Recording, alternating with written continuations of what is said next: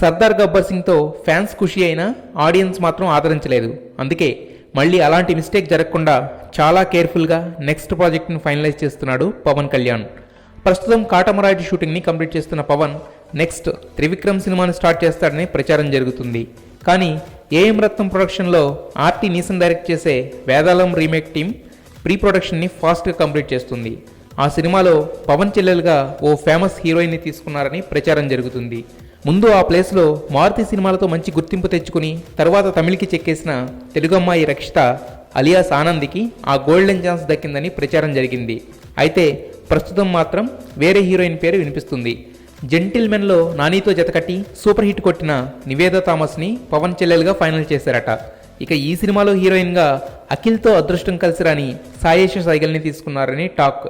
ఈ cinema crew అంతటికి అర్జెంటుగా ఓ సూపర్ హిట్ అవసరం. కథలో కంటెంట్ ఉంది కాబట్టి పవన్ క్రేజ్తో ఆ టార్గెట్ ఈజీగా రీచ్ అయిపోవచ్చు. రైల్వే రాజ్ ఆడి ఓడిన ఆటవీడు. ముసలకి నీళ్ళల్లో బలం, వీళ్ళకి అడవిలో బలం. ఏం రో లావు మాట్లాడుతున్నావు?